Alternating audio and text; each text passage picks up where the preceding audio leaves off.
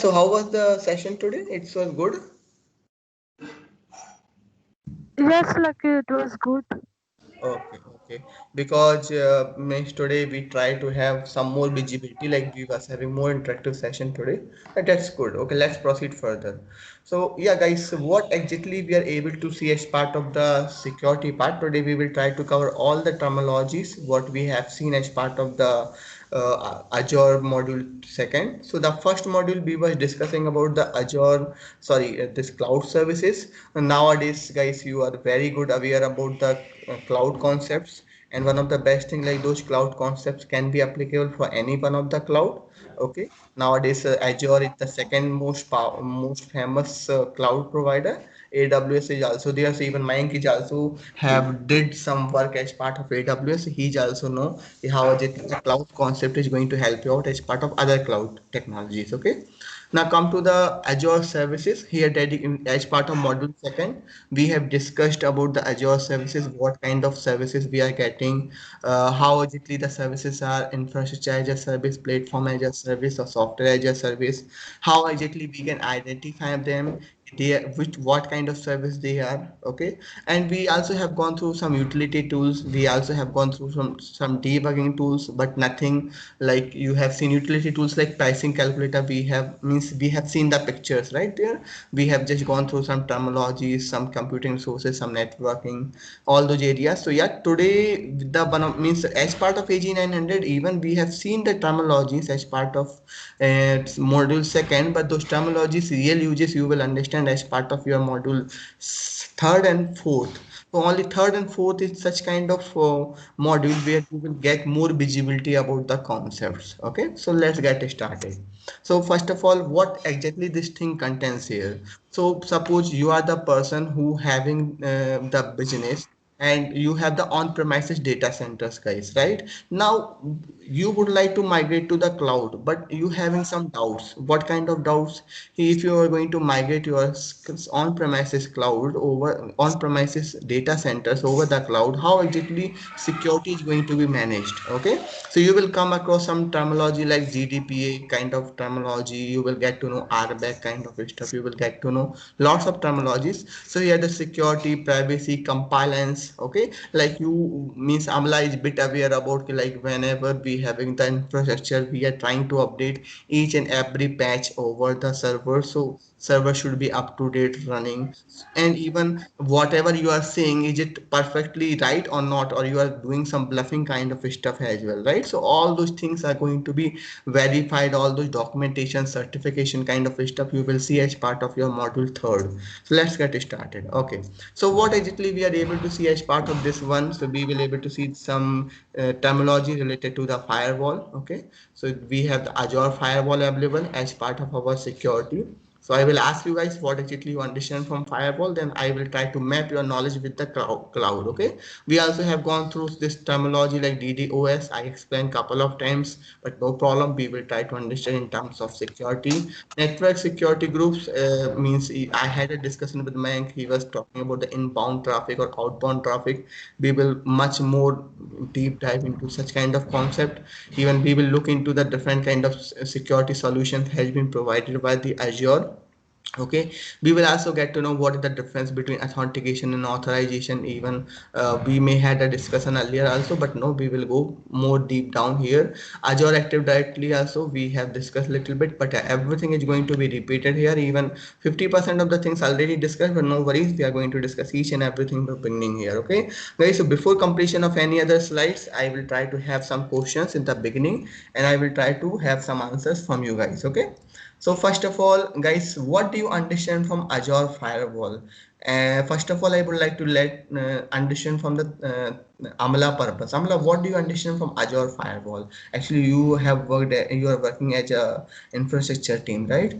Or Yeah, production support team. So what exactly you understand from Firewall? yeah. Firewall. As per my knowledge, firewall is it's a device used to connect to two devices for the data transfer. Mm-hmm. For example, in some environments, we can in firewalls we can use the data for transferring, and you can use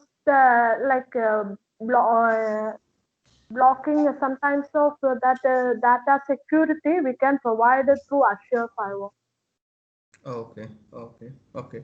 So, Tanya, do you have any idea about the firewall?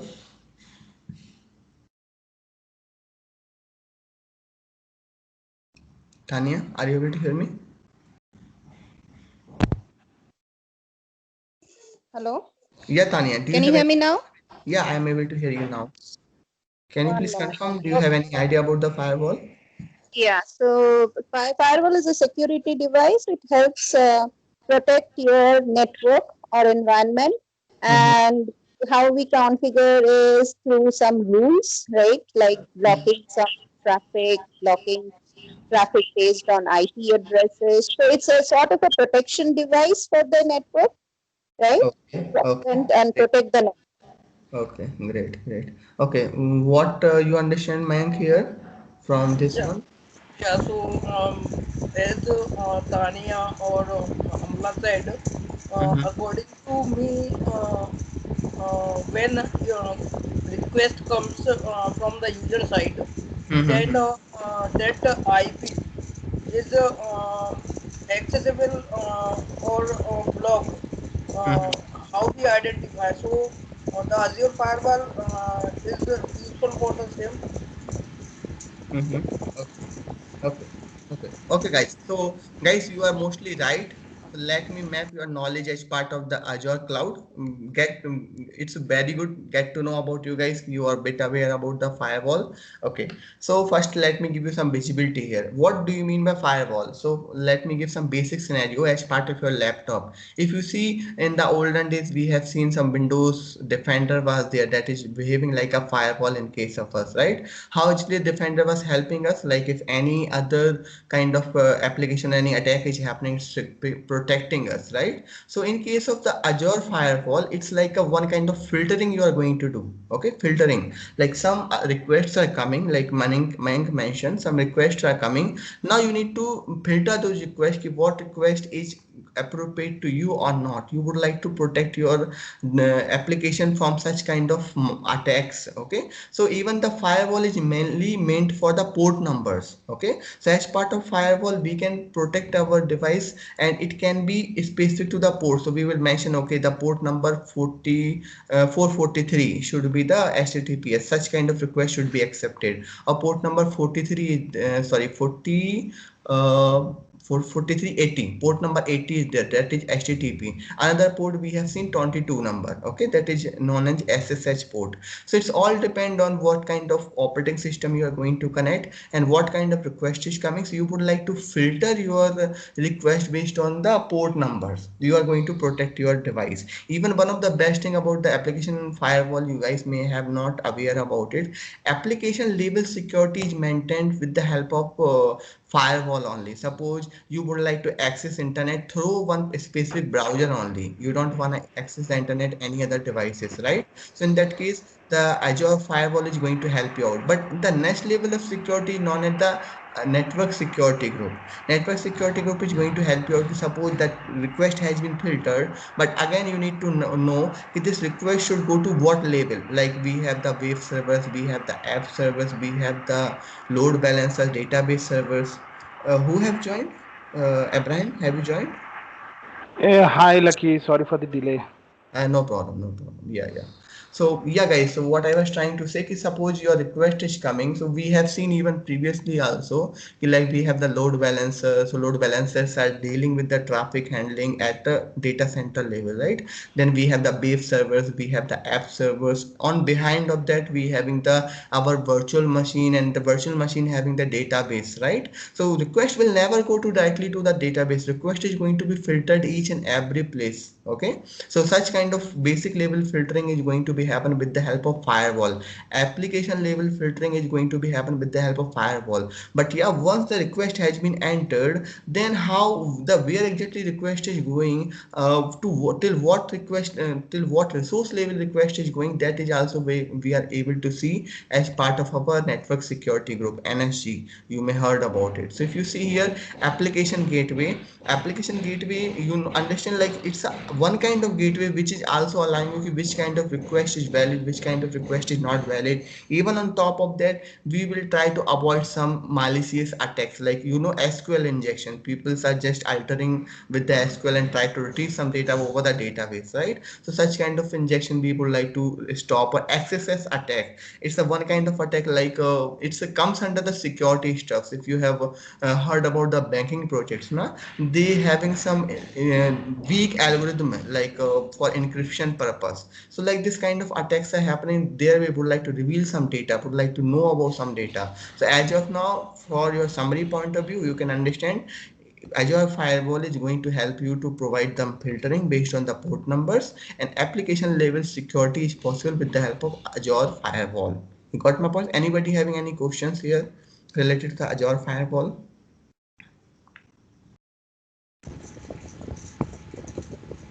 Yeah. Okay, so now we can hand over this session to Abraham. And Abraham, you can proceed further. You can do it, right?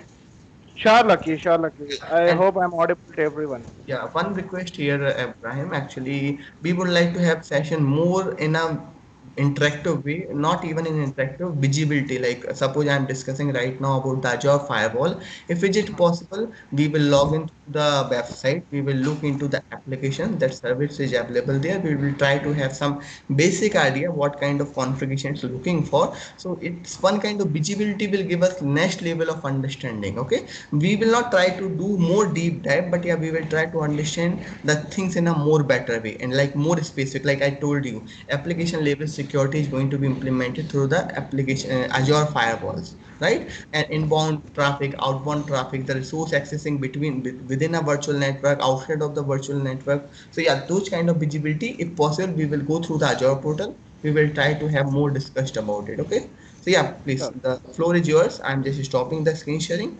You can start screen sharing. Yeah, we are here to listen to you. Yeah, Sure, guys. I hope I'm audible. Just confirm me if yeah, you yeah. have any You're limited audible. hearing. You're no problem. Okay. Let me know once you're able to see my screen. Sure, sure, sure. Guys, in the end of the PPT, you can simply ask the question. If you have any doubt, we will try to cover out as much as question is possible. Okay. So confirm me. Did we close this one, Lucky? Yeah, yeah, we completed the chapter second, and as part of chapter second, we can look into the lab sessions as well. But meanwhile, you can just start with this network, and we Okay. will also look further after some time. In that, if anybody having any doubt, we will come across the portal. We will try to provide more visibility as part of portal for the terminologies which we have gone through as part of our module second. So meanwhile, just kick start with the third number module, and meanwhile if anybody will request for any specific thing, then yeah, definitely we will go through the portal. Yeah, Sure then, guys. Not a problem. Okay, I'm sharing my screen. Just a minute. Just let me know once you're able to see the screen.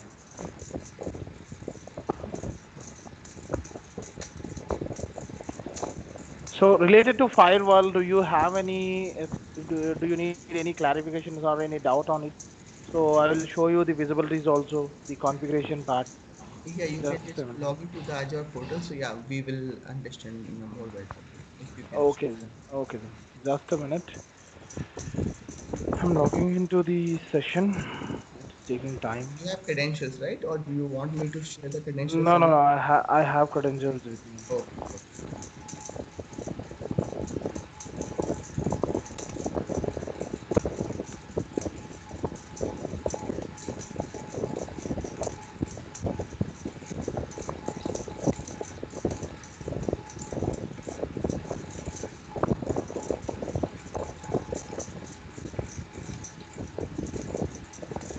Abraham, just I would like to let you know one thing here. Uh-huh. Means once session is open, close means we will complete the session. Na? Just try to call me again. Okay. We need to close one topic. Okay. Unless we need to work on one specific thing, I will let you know. Hmm? Okay then. Okay then. Okay then. Sure, sure. Guys, hold on a minute. I'm just logging into the session. It is taking time for me. Okay.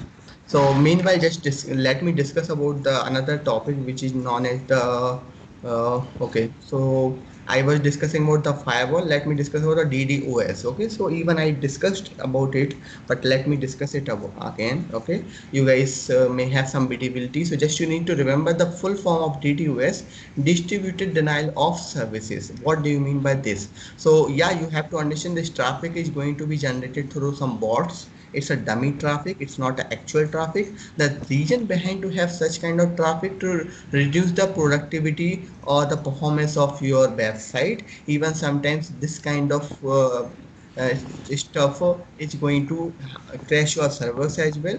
Such kind of protections you are going to get as part of your basic subscription plan as well.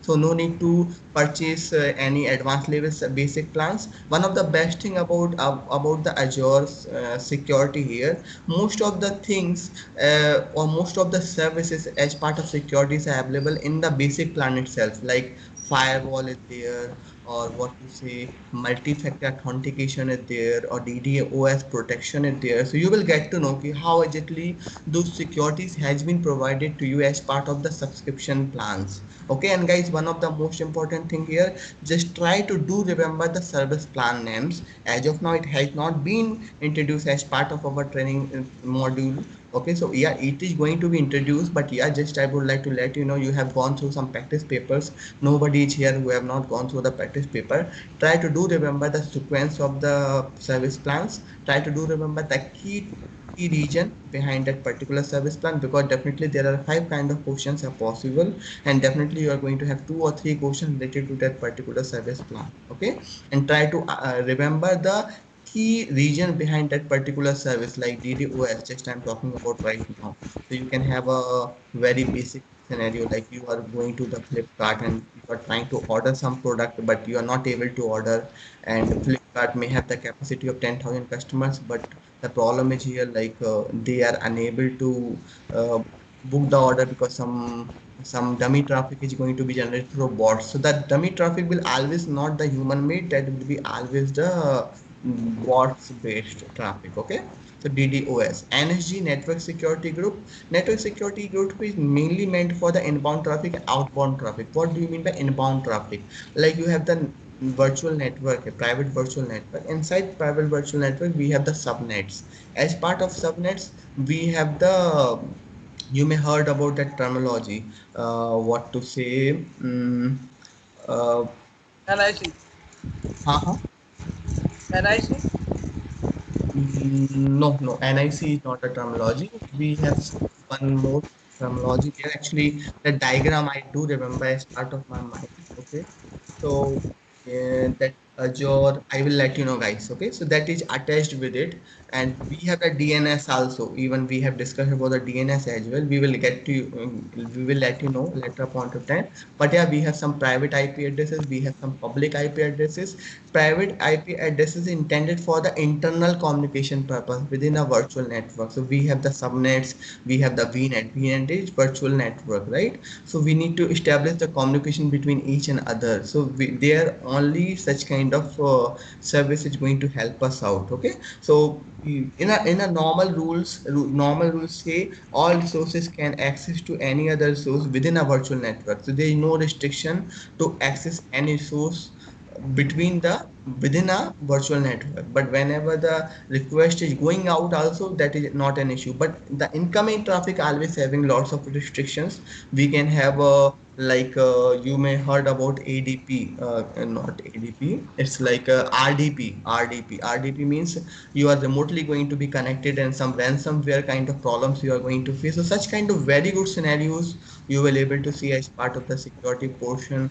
You will have very good understanding about it. Let me check that terminology which I was looking for to tell you guys. Even you will get to know about some plan kind of features in it. Yeah, it's a okay. NSG, okay, so yeah. So the NSG is there who is working like a attached, or working like a gateway.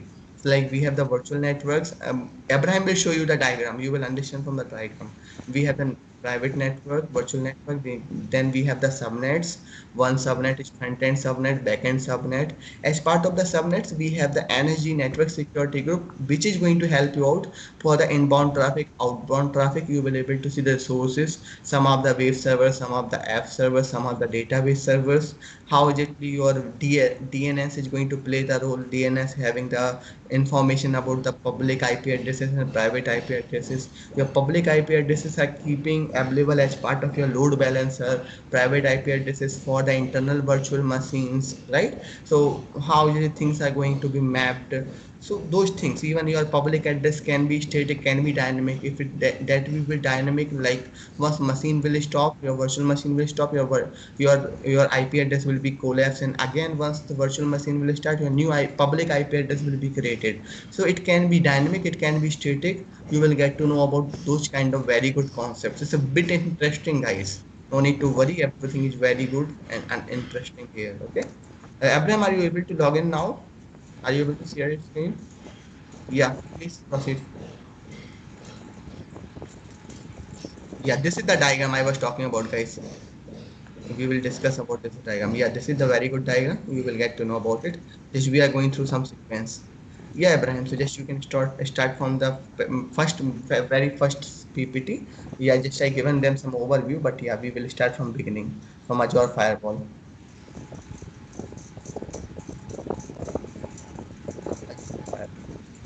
Yeah, from here we can start. Yeah,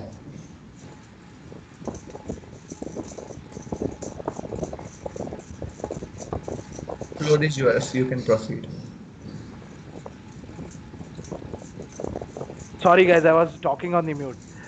So what I was telling is, in the third module, we are going to discuss about the security, privacy, and compliance and trust. So what is that? How you can trust on Microsoft in terms of service providing?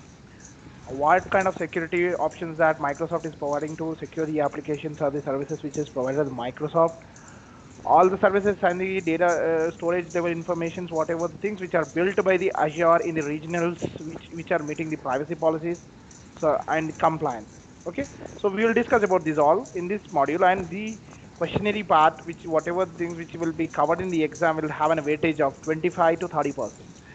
So guys, I'm moving on it, and you'll the topics which will be covered in this module are related to the firewalls, network security level configurations on Azure, identity services, tools, features of Azure, and governance methodologies, monitoring reporting reports in Azure, and privacy compliance and data protection, guys. So on these topics we are going to discuss today. So sorry, I hope the basic meaning of firewall everyone knows. Can anyone tell me, explain me what is firewall exactly?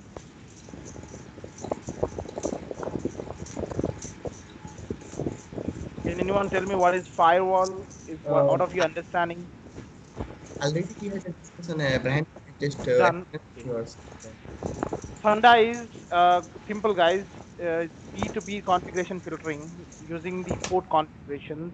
A firewall is basically used to create policies, a policy which has a certain firewall, certain ports configured to be filtered, or to be allowed or denied. Those policies which are in common to the traffic which is coming to this Azure from external or internal, we can control it from the firewall. Okay, that that is the service which is provided by the Azure firewall. Okay, so if, as an example, as mentioned by the Lucky, that this is what a simple example that you can understand how the firewall configuration can be done on on a site level, so that if, for example, if you have created two subscription, you want to manage the communication to be done to the two subscription using the same firewall, that can be done. Okay, so anything that is coming to the firewall will be filtered with the help of port numbers and application gateway configured and network load balancer. So the primary security will be NSG, guys. So I will show you how the configuration part, how the NSG will be configured, based upon which how WAF will be helping you and application gateway will be helping you, and Azure firewall will be helping you. So just a minute, guys.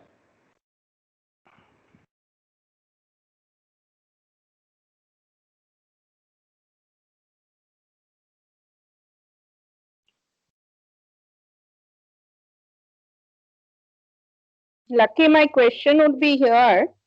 Where is Azure Firewall here? It is an application firewall which we are seeing.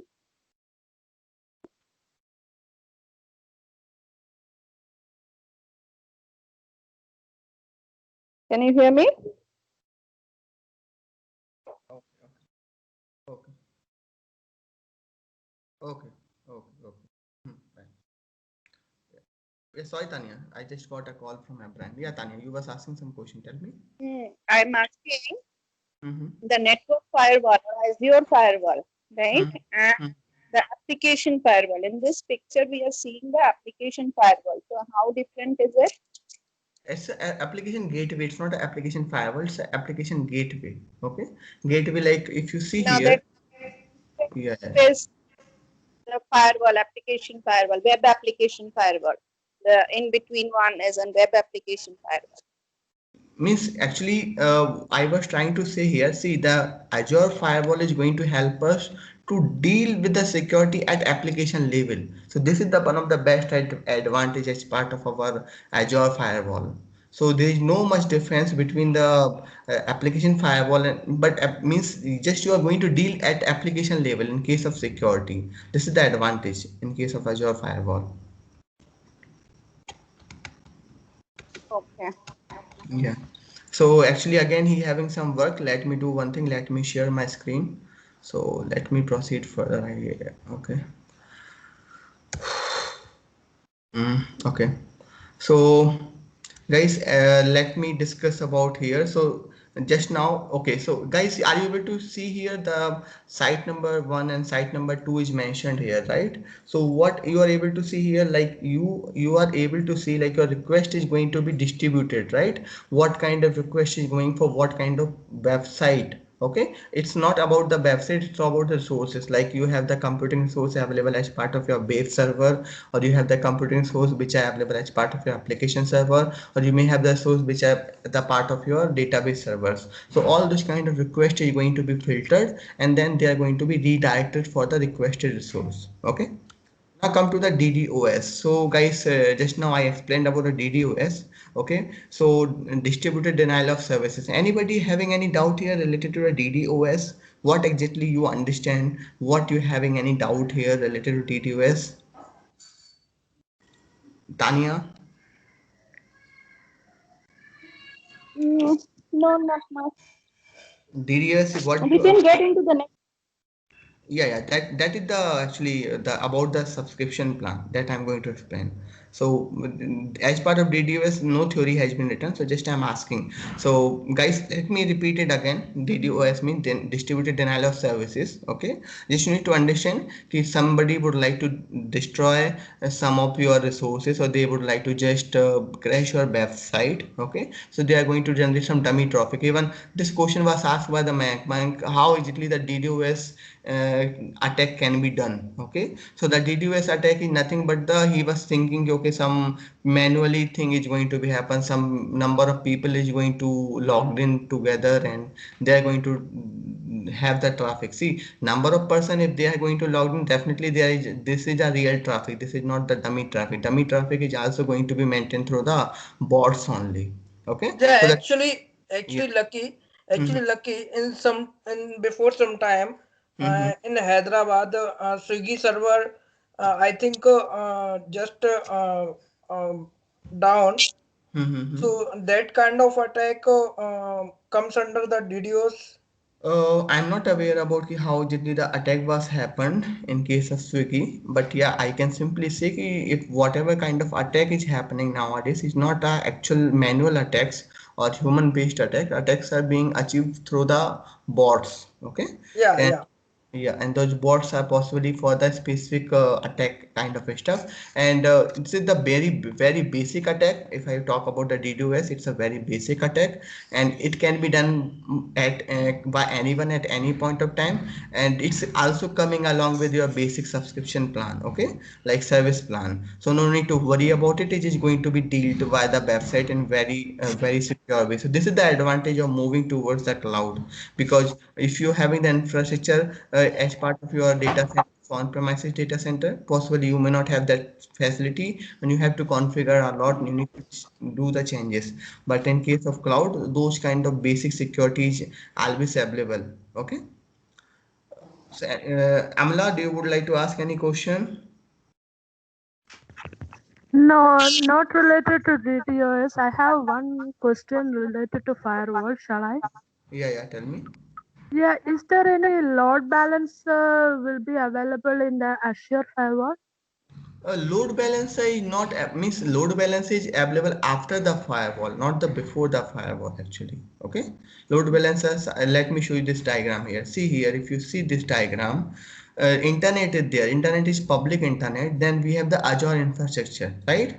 As part of Azure infrastructure, if you see that this kind of this connection is coming, like this is the network. Actually, this is the virtual network. So this is the virtual network. As part of virtual network, we have the subnet. We have front end subnet. We have back end subnet. As part of subnet, those subnets are being attached with the network security group. Network security group means what kind of traffic is coming and what kind of traffic is going. Those things are going to be dealt with the network security group, and how exactly your virtual machine having the private IP addresses or your load balancer having the public IP addresses, how exactly the IP addresses need to be checked or maintained or balanced are going to be dealt with the DNS, the domain naming system kind of stuff, because we know IP addresses can have the name as well. Like we know google.com, so google.com may have the IP address. So such kind of things are going to be dealt with here. So your firewall is going to be stay this point of area. Like first of all, your request going to be filtered at firewall level. Then your request is going to be deleted network security group level. Then only the request is coming to the load balancer. So load balancers are available or being load balancers are will be used after the network security group only. They are not going to use first of all. Okay. First of all, request need to be checked that is a valid request or not. That is the perfect input we are getting or not. So first firewall, then network security group, then load balancer coming to the picture. You got my Uh, point, yeah, Amla? got it. Thank you. Yeah. Okay, so guys, yeah, just now we discussed about DDoS. If anybody having any doubt, they can ask me later point of time as well. Just let me show you the standard plan here. Okay, the basic and standard. What do you mean by basic and what do you mean by standard here? Okay, so basic is also a service plan. Standard is also a service plan. And whenever you have the free account, you have the basic plan. As part of basic plan, if you see, those features are available, but as part of advanced plan we have some more extra features available. Okay, what do you mean by features? So if you see always on monitoring is nothing but the healthcare kind of system, healthcare for your resources. So such kind of healthcare system will be always available. We have the Azure Monitor service, which is going to help you out to monitor the services. Okay, automatic mitigation for the L3 and L4 attacks. So like we have some level of attack, how exactly attacks are going to be happen. Like I informed you the very basic things like for multi-factor authentication, for basic authorization, or for what to say this Azure Active Directory or DDoS or firewall. Those kind of basic attacks are going to be dealt with the help of basic plan, and they are more strong enough as part of the standard plan. So guys, after the basic there is no direct standard plan. We have the developer plan as well. Okay, but we are not talking about the developer plan because developer plan is not that much effective enough, and developer plan somehow related to the development environment. Okay, and it is providing you the response time till 8 hours. Okay, and basic don't having any time foundation for providing any kind of response to as part of SLA. So just major difference you will be able to see as part of the basic and standard service plan. That's why we are discussing here.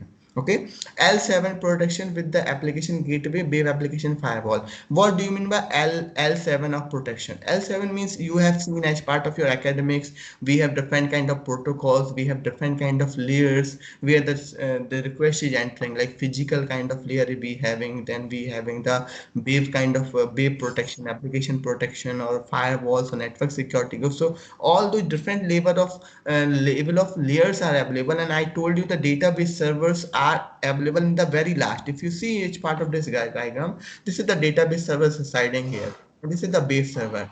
between the base server and database server, we can have the application server as well. So if you see the one kind of security with the help of Azure firewall, the second level of security with the help of network security group. Even this request is coming from internet, but if you see the physical security is going to be maintained by the Microsoft. To no nobody should able to enter to the on-premises data center. Okay, no. So like this, you even here if you see the public and private IP address kind of concept is here.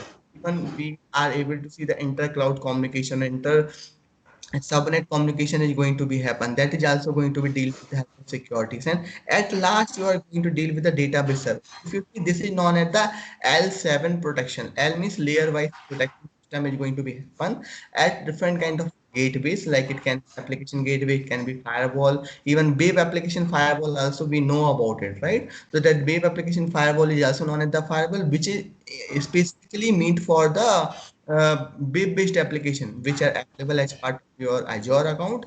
Okay, and those applications need to be protected. Okay, globally deployed. This is again some extra services we are going to get.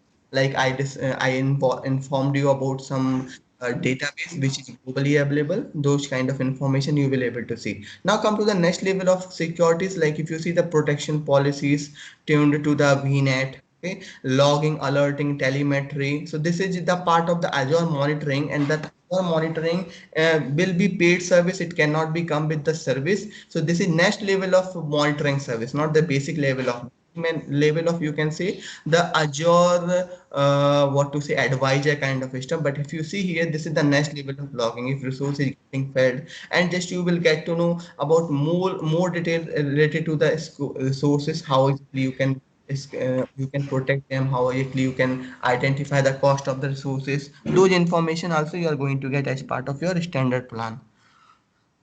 Guys, let me connect a charger. My laptop is little bit discharged. Anybody having any question, just let me know.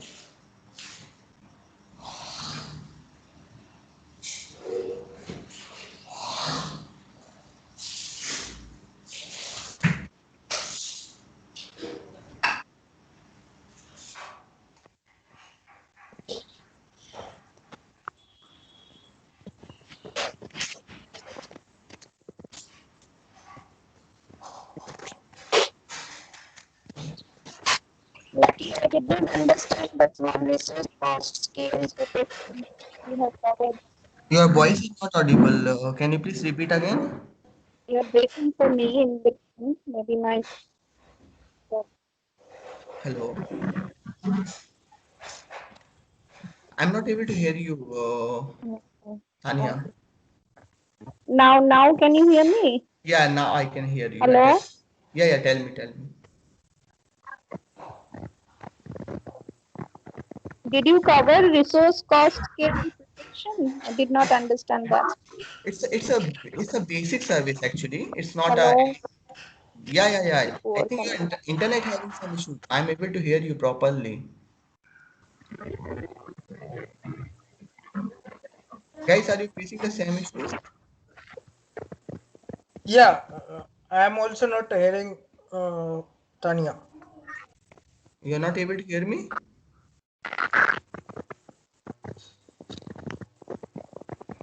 Hello. Can you hear me now? Yeah. Hello? I'm able to hear you. I'm able to hear you.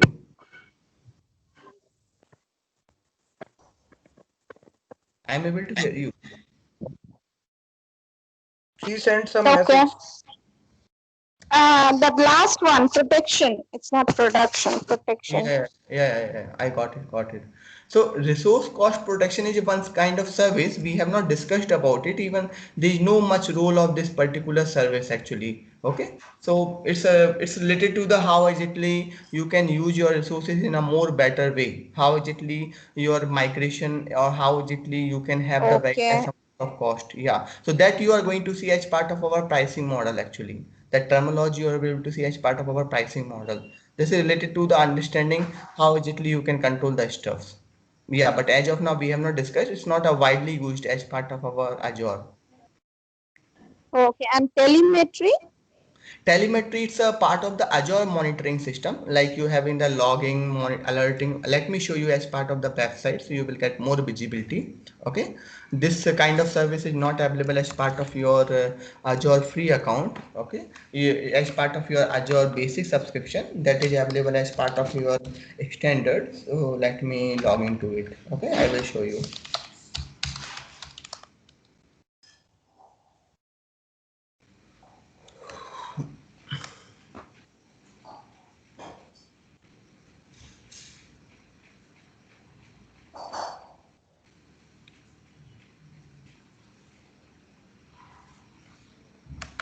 Yeah, so if you see here, if you scroll down a little bit, yeah, this is the monitor. It is a famous service. If I'm clicking here as part of monitor, so this kind of service is not available as part of your standard account free of cost. Okay, you need to have a subscription as part of your standard, and you will able to see like monitor and visualize your matrices. Okay, if you see here, the query and analyze the log activities are available diagnostically. All those information you will able to see some alerts kind of information. This is the part of your standard account. Once you will have the standard subscription or service plan, then only you will able to see the telemetry, you will able to see the status of your services actually. This is comes under the Azure monitoring. This is the Azure monitor. If you see here, this is the one. You can look into the matrices. Okay, what should be the matrices? But we need to check here. We need to look into it, and based on this, our what to say, based on the subscription, also you will able to see in a more better way. Okay, so those things comes under the plan actually. Okay, but as part of this plan you cannot able to get it. You will able to see the same kind of stuff as part of your pricing model. Okay, how exactly the service should be there, how exactly the things need to be maintained. Okay, you got my point.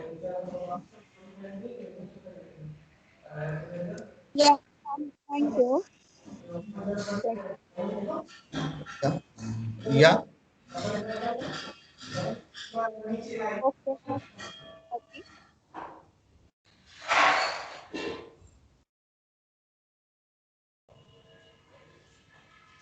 Okay, I am reading from the, sorry, Lucky. It's like this. So, your telemetry automatically uploads them to Microsoft via user experience.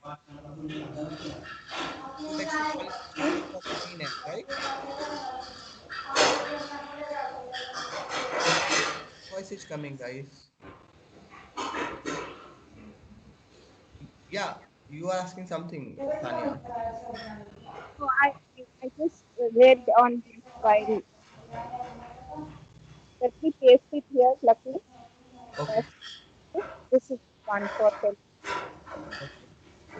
What is the other track? Uh, Telemetry. so what I saw, so that it uploads to the Microsoft via the connected user experience.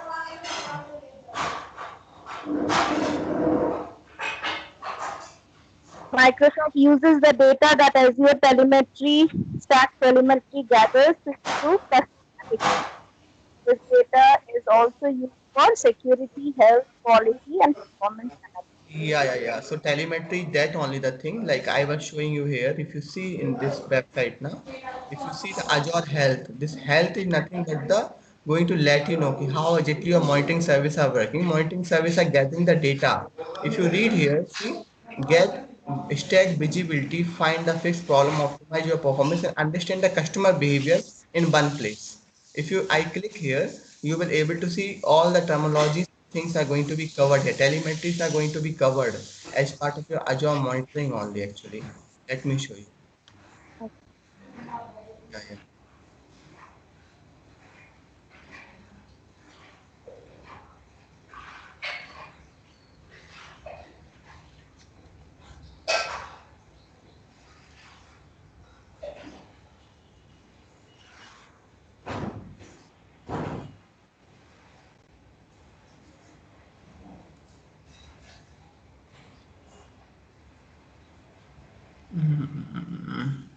But it's the part of this only. Let me find out the terminology actually, telemetry related terminology. But yeah, it's mostly related to this one only. Okay, it's identifying your data. It's identifying the way you are doing the stuff. If you see here, this is the actual diagram. How is it the Azure Monitor is working? How is it it's analyzing the stuff? How is it those tools are helping us to work as part of the okay? Maintain as part of the application.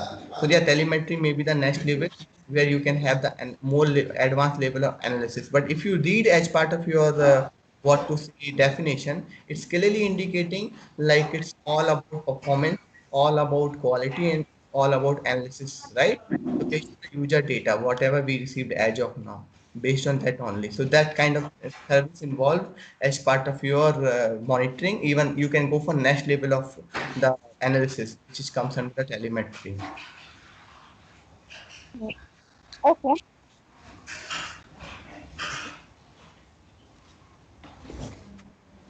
That's fine. Yeah. Okay. Yeah, yeah. Okay. So we were talking about the network security group. Okay. Now come to the network security group. If you see guys here, okay, the network security group is residing here. The if you see this is the network security group. The attached to your front end subnet, it is attached to your back end subnet. So keep yourself mute or I have to mute right. Mike, I can mute. Okay. Okay. So see guys, first of all, you need to understand network security means inbound traffic and outbound traffic. Like if any request is coming to your subnets or any request is coming to your servers in terms of the virtual machines. Okay. So this is the internet, which is the public internet. It's first coming to the Azure infrastructure, which is surrounding with the virtual network. Your virtual network has been divided into two categories. One is known as the front end subnet, another is known as back end subnet. What do you mean by subnet? Subnet is the subset of your virtual network. Like you have divided your virtual network and you have a small virtual network where you can have your resources. So you can have a separate resources for each and every kind of subnets. Like I can say like web related application servers you can keep in one subnet. For the database related virtual machines you can keep in backend subnet. Like you can have a separate application group. Okay. So where you can keep your application servers. So anyhow, the main reason behind to creating the subnet to secure your one resource from the another source. Like you need to keep separate your web servers with your database servers. In this way you are going to filter your requests. Okay. So first of all let me understand here. So first of all the internet firewall was there. After filtering of the request is coming to the network security group. As part of network security group we are looking it's an inbound traffic. As part of this we having the means as part of DNS we have the public address IP addresses and we have the private IP addresses. The private IP addresses has been assigned to your virtual machines and this public IP addresses has been assigned to a load balancer. So once they would like to communicate with each other, they are trying to get some information from the domain naming system here, and based on the information their request is going to be filtered here. One more thing you need to understand guys, the private IP addresses are good enough and it's recommended from the Microsoft to have the communication between the sources, between the computing sources, between any kind of sources, and the public IP addresses for the outside kind of operations. Even we would like to have the dynamic public IP addresses so people not simply can simply not use them. Okay. Okay. So if you see here, so first of all, request is getting filtered at this level where web servers are there. On top of that, request is coming again to here and your database servers are residing here. One more thing guys, you need to understand this is the flow of the request is coming. Maybe another flow will be there where your request is going outside. Let me show you as part of the portal so you will understand in more better way. Okay. So, okay, come here. Security center, not security center, network security group.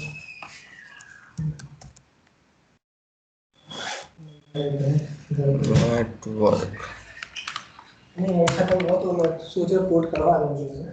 Network. Not here, here. Network. Security groups. If you see here, this is the network security group, guys. Okay. As part of network security group, If you see here, the NSG network security group is available. Okay, this network security group having some information here. If you see, this is the inbound traffic and this is the outbound traffic. See, you are able to see, this is the outbound traffic and this is the inbound traffic is coming here. Okay, you may be able to see the RDP. RDP means remote machine you are going to be connected. So if you observe here, we have the priorities. So priorities, like we having the facility to configure the priority till 65,500 kind of numbering you can provide as part of your priority. Some of the default things are being configured here. If you see here, in case of deny all inbound, if you see, the policy by default is any, means from any protocol, from any port number, from any source, or from any destination, is always deny. But if you see here, the request is coming from any port, but it should be go through the Azure load balancer, then only it is allowed here. So it's inbound traffic. Okay, if you see one virtual network can contact to the another virtual machine, it's allowed. So it's inbound traffic where within a virtual network you are allowed to have the communication between the sources. Okay, if you see the port number 80, we have configured here as part of port number 80. Again, we have did the thing. Even if you see here, here, if you see, the priority of 310 is more than 300. This 300 is for remote desktop connectivity purpose. If you see here is a symbol. What this symbol is saying, it's not recommended approach. Even the port number is also given here 3389, and it's looking for one kind of protocol. Like I'm saying, for TCP protocol only, this must be connected. It should not be connected for any other stuff. So like this, we can have our inbound rules or policy configured as part of network security group. This is the inbound traffic. Come to the outbound here. If you see, again we have some of the rules regulation defined here. If you see, any means any port number, any protocol, any source, any destination. So such kind of outbound traffic is denied every time. But if you see from the internet, like anything will be there, but destination is internet finally, so everything is going outside. That's why we have the allow here. If you see, again we have the virtual network communication, like one virtual connection is going from one virtual network to another virtual network. If you see, what do you mean by virtual network? If you see here, so this is the one kind of virtual network. You can have another virtual network where we need to have the communication, and possibly the connection is going to be from one virtual network to another virtual network, that is outbound. That's why it's allowed. Yeah, anybody would like to ask any question here? Lucky, your the Azure portal, if you go there, Yeah. this priority, if it is less number, 300 is more priority given, or 65,000 is It's more? yeah, the number is how much higher, that much priority is high actually. So this is less priority, this is more priority actually. Okay. Okay. Yeah. The numbering is means whenever the number is less, the priority is less. Whenever the number is high, priority is high. Why exactly we are able to see that much big number here? Because that much number of policies can be configured, that many numbers of priorities can be set, or some of the priority. If you see the first three priorities, 1, 2, and 3, those priorities are already configured from the Azure side itself. Okay, those things. If you see this priority, this here, the 300 and 310, this has been configured from our side. As part of this priority, we can have a rules and regulation where we can allow or deny the access. Okay, so this is comes under the network security group, NSG. So we can create our own network security group. We can have the, what to say, such kind of rules and regulation.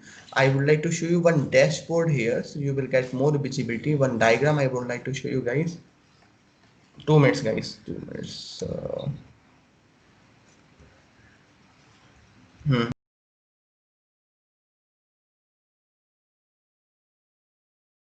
The priority was in network security group, is it? Where are we defining? Tell me, what are you asking? Where did we define? It is in the network security group, or where was it? Network security group only we are defining here only. Actually, we can means once we would like to create the rules, now we can create the rules and we can simply have the stuff. So yeah, this is the part of your admin job. Just I'm showing you here, okay, to understand the network security group in more better way. But this is the whole and sole responsibility of the admin peoples who are going to create and who are going to deny all those. If you see here, public IP addresses, private IP addresses, all those things. So yeah, we can create as part of our what to say, our responsibility, but it's the main responsibility of the admin person, okay, who is going to Well, have some kind of in configuration. no, from other experience. Your voice is breaking. Hello. Yeah, tell me. Uh, so when we define priority, no, we say that this is the priority traffic that will Not the be passed. proud. Uh, can you, Wait. Not only the private priority tracking, it's just showing you how exactly the network security group has been defined here. How is it, what you are saying means priority trap, where you have seen. this priority number defines what is what I am not understanding. See, those numbers are just highlighting the priorities. You are not supposed to do anything with those numbers. Okay, if you see here, if you double click on it, see, you can select from any source, you can select any port number, you can mention which kind of protocol you're looking for.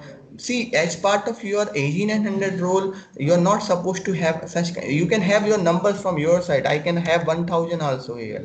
Okay, I can have 1000. So Click on I can, I, sorry, Lucky, click on that I there beside priority. yeah. What does this mean? Rules are processed in priority order. The Hmm. lower the number, the higher the priority. So the Or first, yeah, that is what I meant. I understood that way only.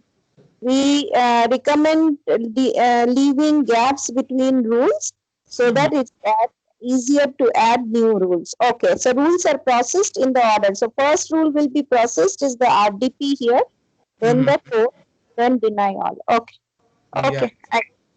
Yes, those are the rules. So such kind of rules need to be maintained with the help of the administration.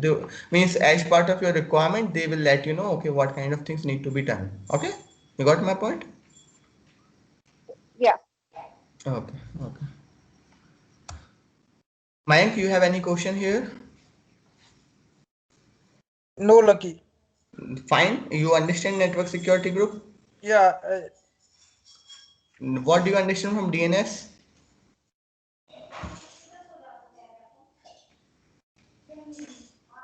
What do you understand from DNS, Mayank?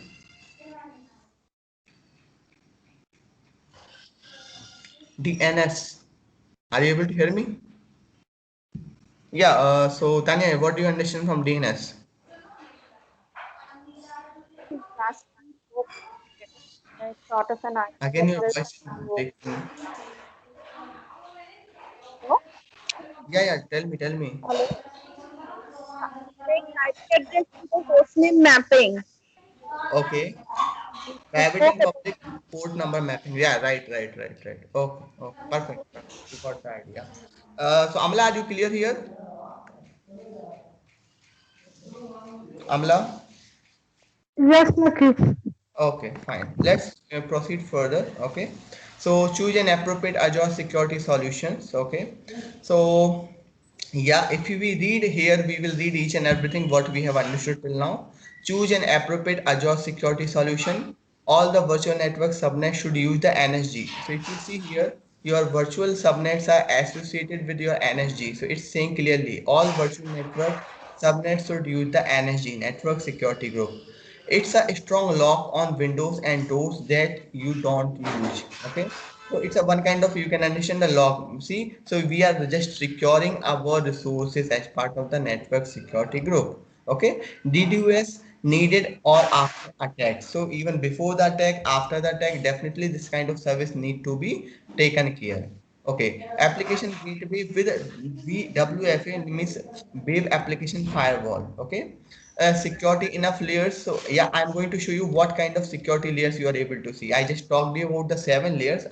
The next PPT is going to show you the 7 layers. So as of now, whatever I discussed, all the information written here. Like if you see, it's simply saying you have to choose appropriate solution for your security purpose. Like you have the network security group, you have the firewall, what should be used at what place. And one more thing guys, you need to understand, most of security things are related to your this what to say, the administration part. Okay, just we are covering here because it's coming as part of a AG900. It's a basic understanding. Okay, And if you see, I already told you like network should be subnet should be associated with your network security group. Okay, in this way you will have the strong lock and you can have a more security here. Okay, and I already discussed about the DDoS. Okay, and the application gateway firewalls and layer. We are going to discuss about the layers. Okay, first of all, I ask you this question couple of time, guys. What do you understand from authentication versus authorization? So I got the answers also. Let me give the answer here directly because we already discussed about it. So okay, authorization, authentication. First of all, what should be the applicable here? What should be applicable here? Uh-huh. Authenticate. Is it where are you saying applicable? Yeah, means Where are you saying? right. I am saying what will come first and what will come next. Okay. Yeah, tell me. Authentication will come first, authorization will come first. Lucky, hello. Authorized Hello. Yeah, tell me, Mayank. Lucky, hello. Yeah, I'm able to hear you, Mayank. Tell me. Could you please share your screen? I'm not able to. I already shared my screen. Everybody You can able to see. see Yes, I am yeah. able to see it. Mayank having some issue, I think so with your okay. Like, Are you able to see right now, Mayank? yeah. Right now I am able to see. Okay. So guys, yeah. So yeah, tell me, Tanya, what is the mission from authentication and authorization? So I don't know. I'm guessing maybe first we authorize the traffic and then we authenticate, or it can be taken the other end. We first initiate the authentication and then it gets authorized. You tell me. I am guessing. Okay. Mayank, what do you understand from authentication and authorization? Actually, authentication means the user is valid or Uh, not to per- hello. yeah, perfect. Proceed. And the authorization means this user have valid access to Okay, perfect. perform this operation or not. Perfect. Yeah.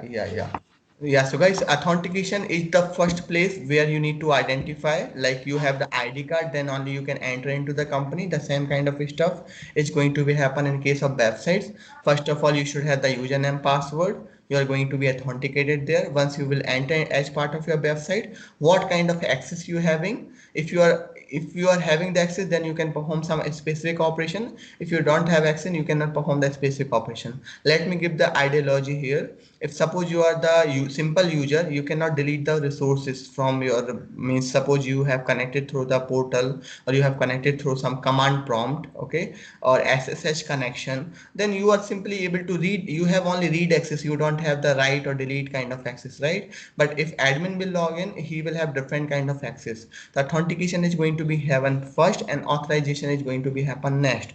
Authentication related to the identity, authorization related to the access, okay? And in case of authentication, we can have a multi-factor authentication which is going to be applicable as part of Azure Active Directory. Okay, got my point? Authorization also the part of the Azure Active Directory. Okay, you will get to know both are associated with the Azure Active Directory only. Okay, now come to the next slide. Okay, so just it is the same thing which I told you. Authentication is a user providing who they are, user ID and password, right? This is known as the authentication. Okay, authorization is ensuring that the user is permitted to perform an action. Okay, so this is known as the authorization. Means if you have the permission, then only you can perform some particular action, otherwise you cannot perform the particular action.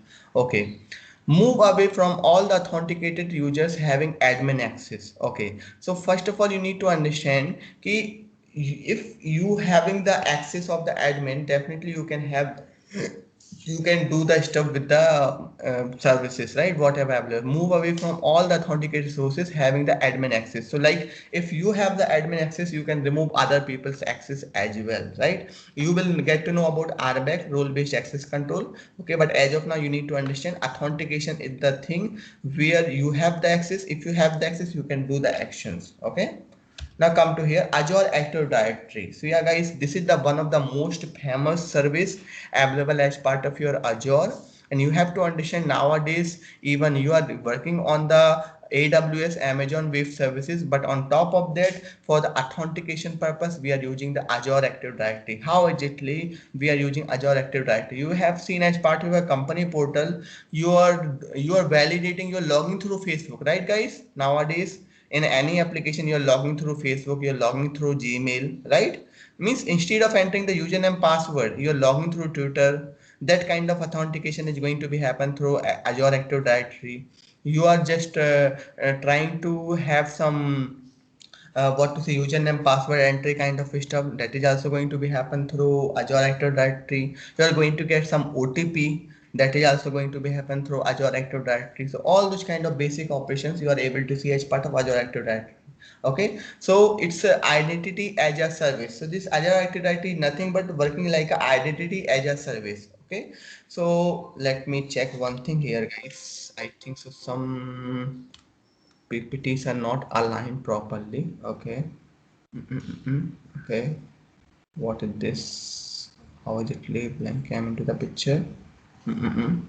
Okay. Okay.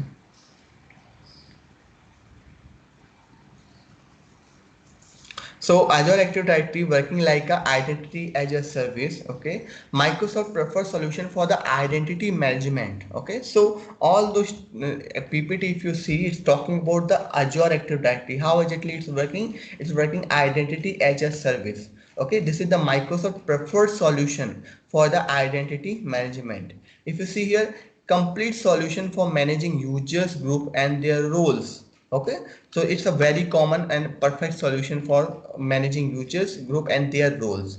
So single sign-on kind of application, if you have seen, like once you will, and means I have seen as part of the Citibank, I have seen as part of the Bank of America, you will log in or you have the single password, username password, you can log in any of the website as part of your network. Okay, you no need to have separate credential. I no need to have separate credential for my Bitbucket. I no need to have separate credential for my Horizon or Jira or any of the website, right? Most means like a technology portal. So everybody having the same kind of username password, they're going to sync together and I can log in at any place. This is only possible with the help of Azure Active Directory. Synchronize with your corporate AD. Yeah, so this, if I'm saying I have the single username password, definitely those username password need to be synced between different kind of websites and portal. Portal and website means it's a product of that particular company only. That's why I'm able to log in. I cannot say, okay, I'm logging to the Gmail so I can log into the Facebook. No, Facebook is a different product and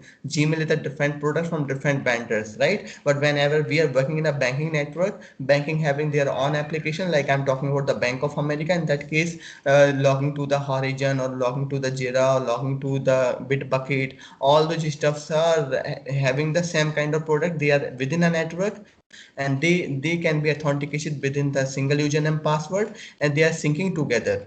You got till this point of time, everybody having the visibility, guys?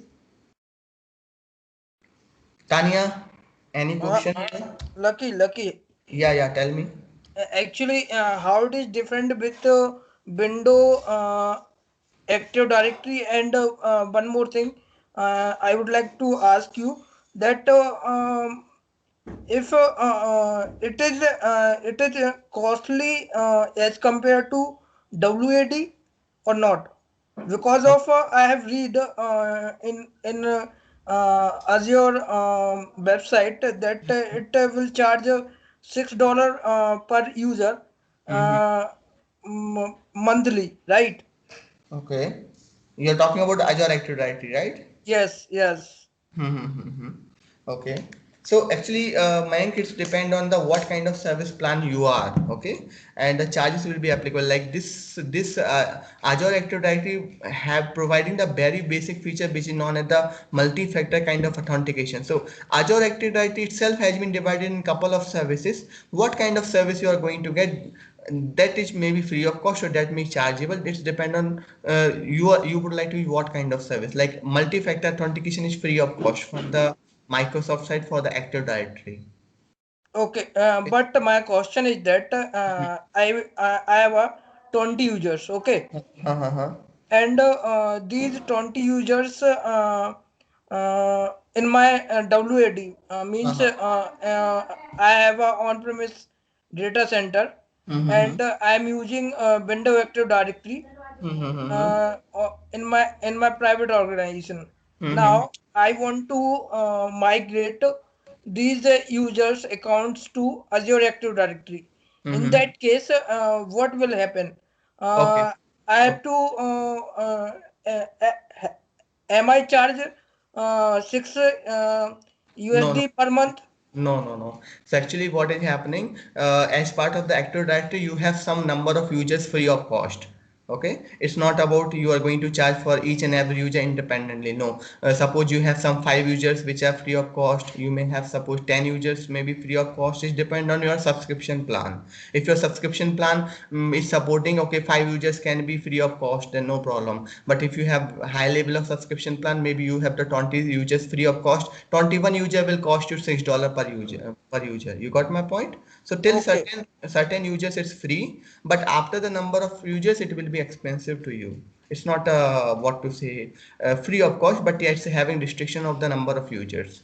Okay. Okay. Yeah. Okay. Let's proceed further. Any Uh, other uh, question? Yeah. I have. Um, Ravi, can you hear me? Yeah, yeah, I can hear you. Tell me. So, if you have to explain the Azure AD, right? Any resource group we create Mm-hmm. in Azure, will it not have by default Azure AD service available, or I need to subscribe? By default, AD service is available, but it's a basic services, not the advanced level services. Basic service only. By default, it's coming with the basic plan actually. By default, it's coming. No Okay. problem. Yeah, yeah, yeah. It's coming. So Okay. that the And same thing I was trying to say to Mayank also. Like based on the service plan you having, means number of users are going to be free or maybe the paid. It's all about the what kind of AD services you are trying to use and till what level it's free of what level it's going to be paid. Okay. so Yeah, yeah. is it the earlier slide on AD? Is Okay. it only for application, or is there any other service? Next. This one? Okay. Come down.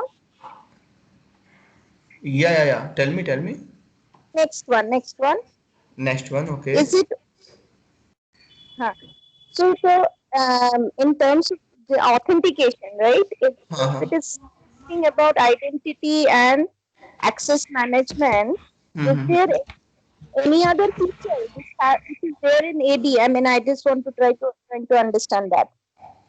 Okay, okay. See, we have some other services also. Like I was talking about the RBAC role-based access control we having. This is only meant for the managing single point solution. I'm just talking about here as of now. It's basically used for the identity management purpose. Okay.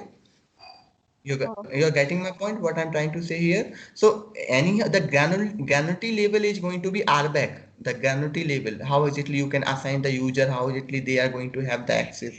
That thing is going to be done through, Clearly, yeah. sorry, I think my network could be poor. I'm on mobile. Huh. Hear me okay, Lucky? Yeah, yeah, I'm saying this Azure Active Directory is just a major service. As part of this, it can be have a couple of services like you may have seen identity management and privileged identity management. Like this, we have some small services also available as part of Azure Active Directory. Mainly, Azure Active Directory is for the identification purpose only. Okay, some advanced level of threat protection you would like to have, all those stuffs you are going to have as part of Azure Active Directory. But the role based access, the role assignment, the group need to have the particular access, that is going to be done through the RBAC, role based access control. You will get to know about it after some time. That is That's more granularity. You will get to know about the role, how exactly you can have the role, how exactly you can have assigned them as part of the Azure. Okay. is that part of AD or a different service? It's a different service. It's RBAC. It's known as RBAC, role-based access control. It's a different Okay, service. one more thing. When we are saying Yeah. single sign to what? Is it the full resource group, or what is it? Single sign-on means every time when you will log into the website, what is happening? You need to enter the username and password, right? So instead of entering username and password each and every time, you will have single sign-on kind of facility where you will get single username and single password. The single sign-on is the website which is attached with the rest of the website and which is going to perform as a syncing place where all the username, password, and account will be synced together. This is known as a single sign. Have you ever seen the single sign-on kind of facility as part of your company environment? Yes, I'm saying when I log into my desktop or a laptop, Ha ha ha. I can access my mails, my portals, No, etc. So that is a single. not that thing all, not that thing only. Yeah, you are saying your mail, okay, that's fine. That is maybe the specific username password for that, okay, your names, your mails, okay. But rest of the things, like I'm talking about the what to say, you had heard about the this Horizon. You have heard about the Horizon Bitbucket or technical No. and any technical portal where you are going to raise the request for the software installation or your what to say Jira account, Hmm. Hmm. your Yeah. artifact, right, from where you are going to download some setting.xml file in case of Maven. Like this is more talking about, I'm more talking about the technical stuff because I have seen that thing as part of my experience. I have not seen, but yeah, you can understand it is not only related to the your username and password of email. Email is different thing because it is going to be available as part of your Microsoft account or maybe your company account, but the rest of the things may have different username password. If everything is sync, yeah, that may be the part of your single sign on. Okay, like yeah, your Skype login, your Gmail your Outlook login, means your company portal login, I'm just talking about, right? So yeah, they can have the single username password. You're getting my point, what I'm trying to say here? So I'm it's trying.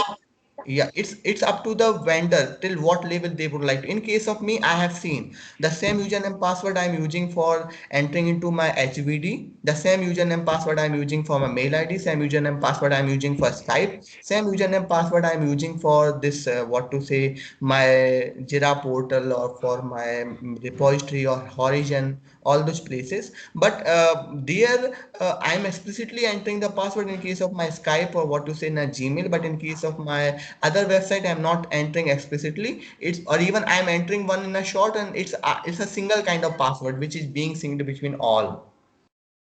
Okay, so Lucky, I wanted to understand in an Azure environment, if you can tell me from a diagram.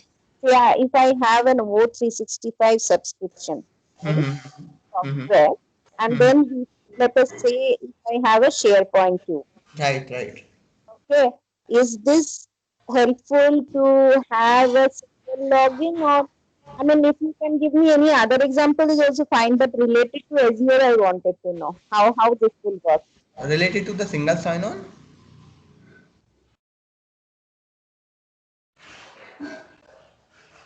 Hello, Tania. Hello, Tania.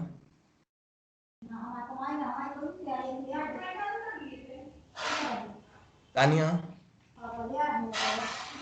are you able to hear me? Yes, Lucky. Okay, okay. Let her come back, then I will answer her. Actually, looking for some examples. So it's a you can understand, guys. If you are not entering the same username password again and again, or maybe the same username password is helping you out to enter into different kind of websites, different kind of website, maybe the same product which you are using, like Microsoft product you are using, right? So every time you are not entering the password in case of Teams login, that may comes under the single sign-on.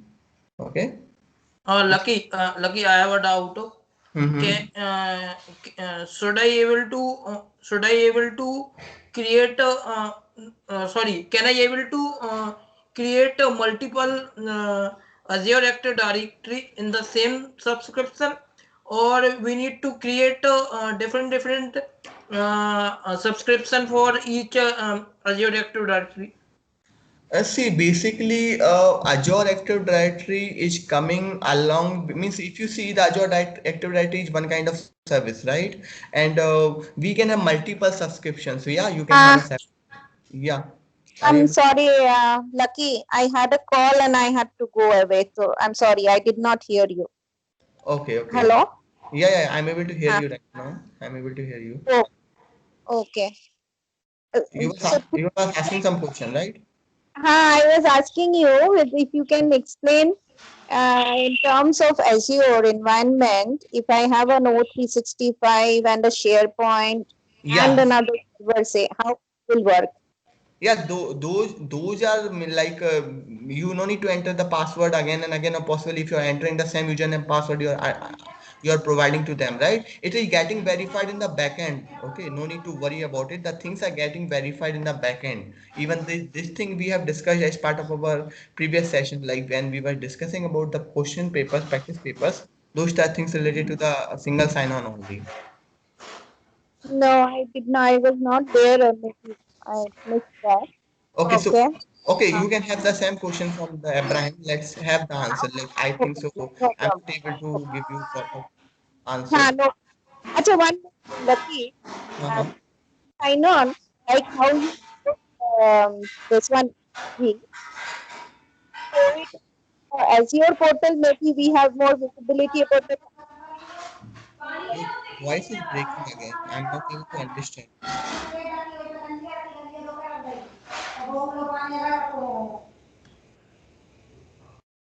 Yeah, tell me what you are saying. I am saying that the single sign-on, if you are able to see on the Azure portal how you configure, maybe we have some visibility. How, like how Okay, you showed, maybe it is more clear, right? okay. No, actually, that I have not did as of now as part of my requirement. Okay, I have not did that thing. That Okay, maybe has been done by the Abraham. He can show you actually. I have not an idea about no problem. single sign-on Just kind of go ahead. stuff Fine, as part fine. of our portal. Yeah. Actually, this is the one kind of service. It's not related to the what to say. Yeah, means it's an active directory kind of service. Okay, it's not a separate service.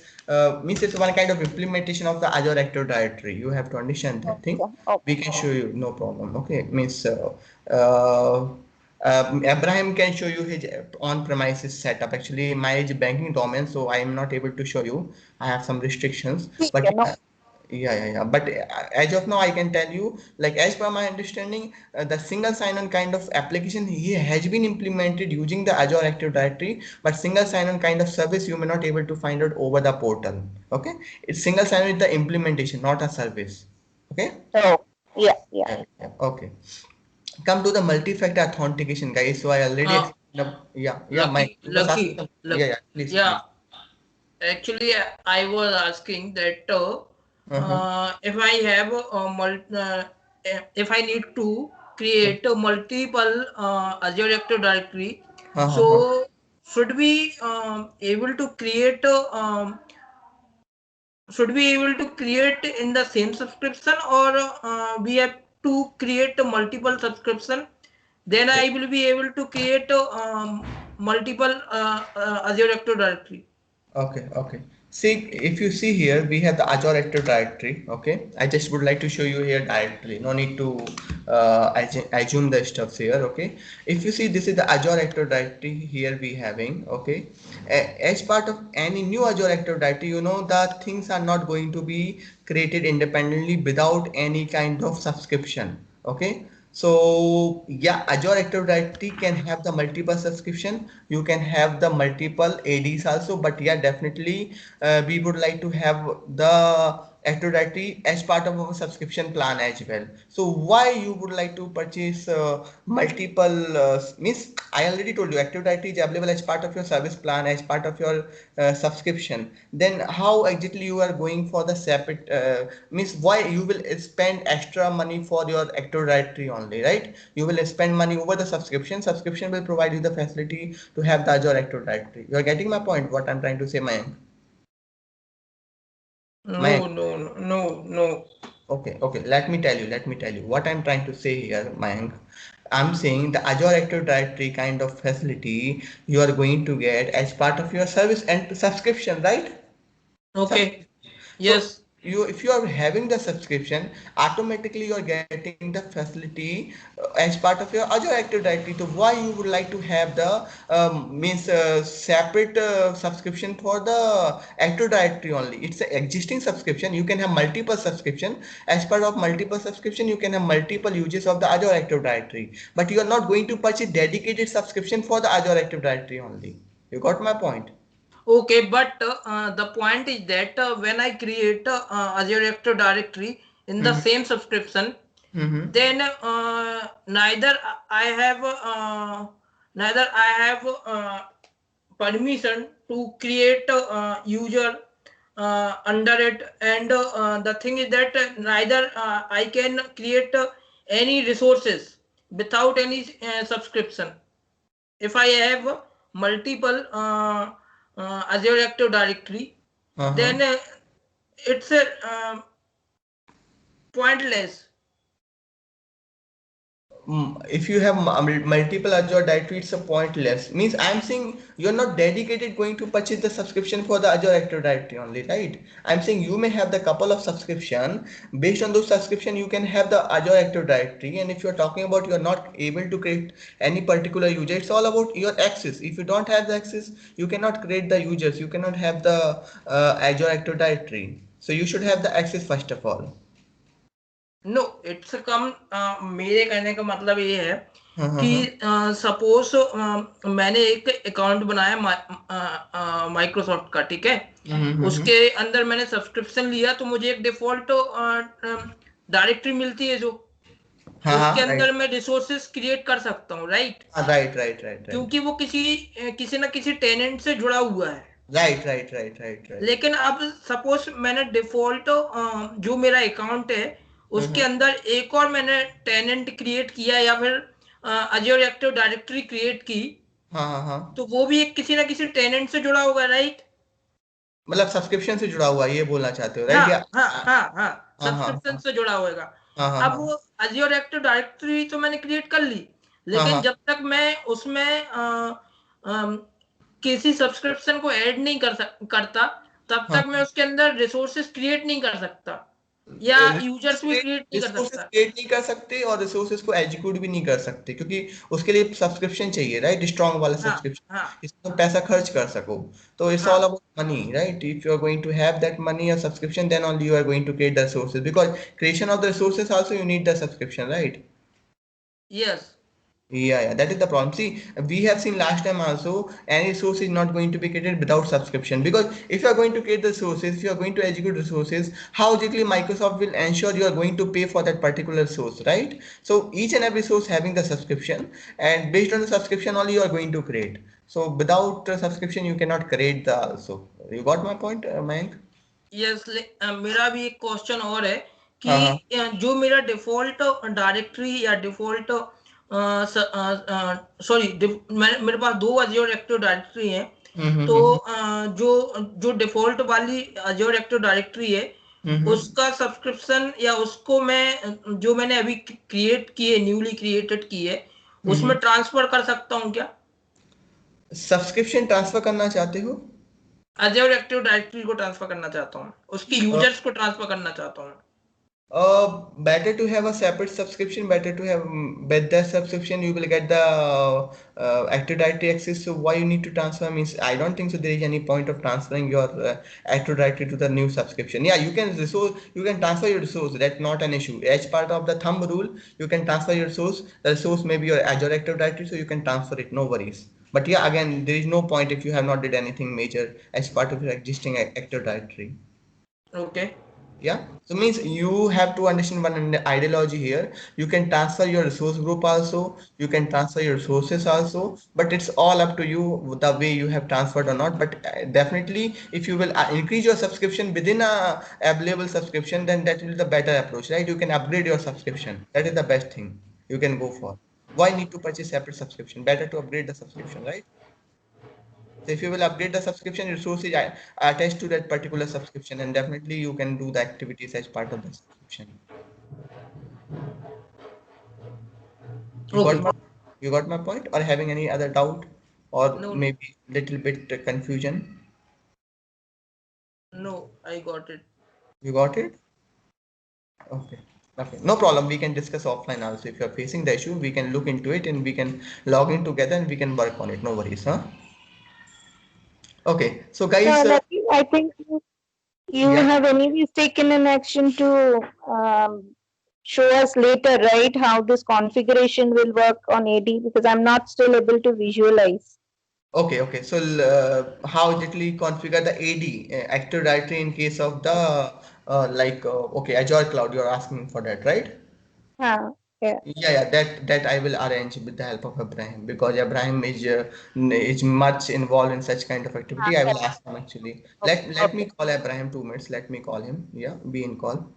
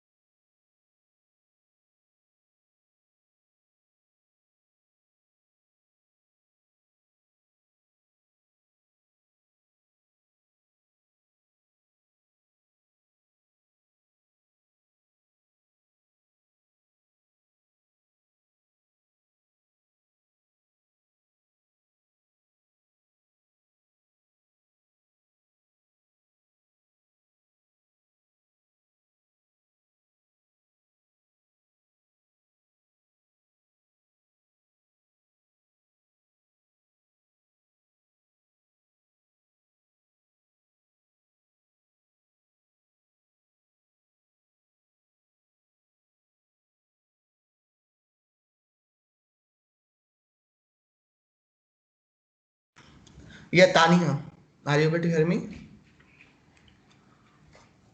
Tanya, are you able to hear me? Yeah, I can hear you.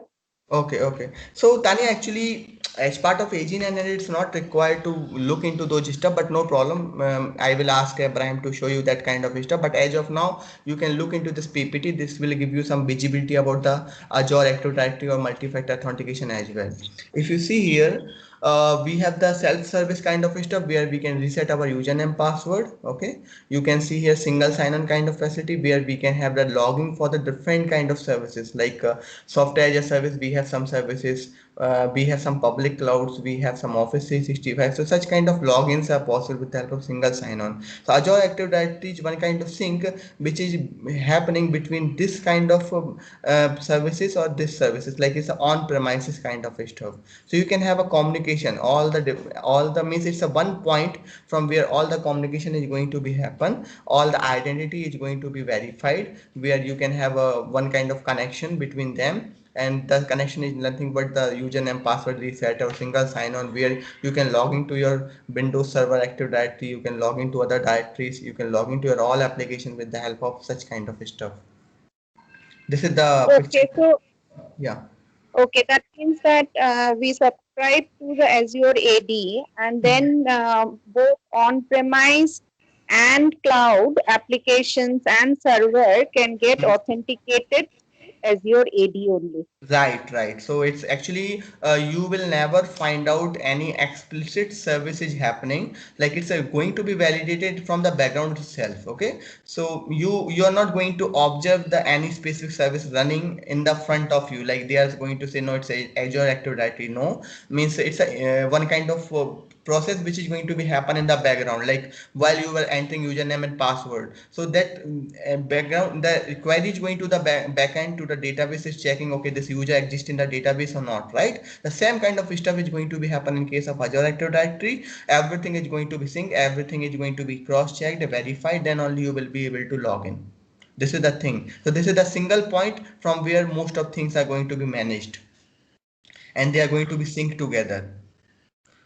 Okay, maybe when Abraham comes, I still have that question of how that is configured. I mean, is it via the network, IP address, VLAN, NSG?